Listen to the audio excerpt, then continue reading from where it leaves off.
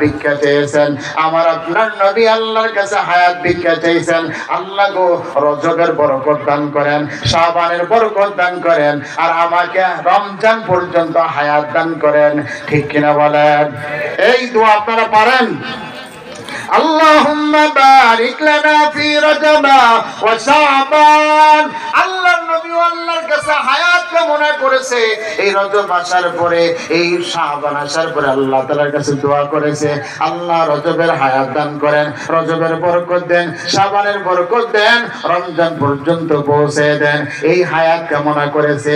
আর আজকে আমরা যারা আছি, আমরা হায়াত কামনা করি, আল্লাহ গো আমি যেন ছেলেটাকে বিবাহ করায় মরতে পারি, আমি যেন নাতির বউ দেখা মরতে পারি, আল্লাহ আমি যেন বাড়িটা কইরা মরতে পারি, আমি যেন দালানটা কইরা মরতে পারি, সেই পর্যন্ত আমাকে হায়াত দেন। ঠিক কিনা বলেন? আমাদের সমাজের মানুষরা তো এমনই কামনা করে। ঠিক কিনা বলেন?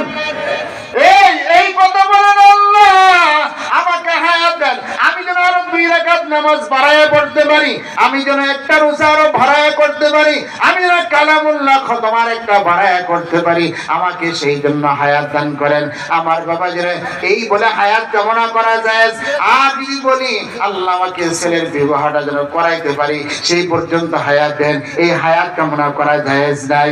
আমি যেন নাতির বিবাহটা খাইতে পারি, এই পর্যন্ত আমার হায়াত দেন, নাতির বউটা দেখে যেন মরতে পারে, এই পর্যন্ত হায়াত দেন। এই হায়াত কামনা করা না যায়। ঠিক কিনা বলেন? তো হায়াত কামনা করব কেন?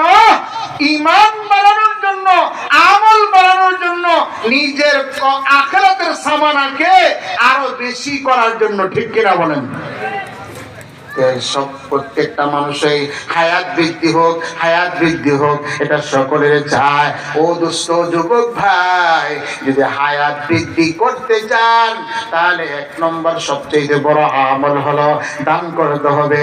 যে ব্যক্তি দান করবে, আল্লাহ তাআলা হায়াতের মধ্যে বরকত দান করবেন। ঠিক কিনা বলেন? এটা হলো 1 নম্বর লাভ। 2 নম্বর লাভ, ও বাবা, 2 নম্বর লাভ, রিজিকের মধ্যে আল্লাহ তাআলা বরকত দিবেন।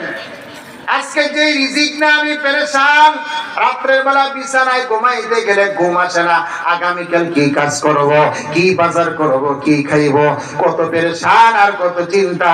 আর কত সুরেরাও রাত্রে চিন্তা করে আগামীকাল কার ঘরে চুরি করা যায়, কত সন্ত্রাসরাও চিন্তা করে আগামীকাল কারে মাইরা কারে দইরা কত টাকা আত্মসাৎ করা যায়। এরকম শুধু রিজিক নেই পেরেশানি, কারো রিজিকের পেরেশানিটা বৈধ, কারো রিজিকের পেরেশানিটা অবৈধ।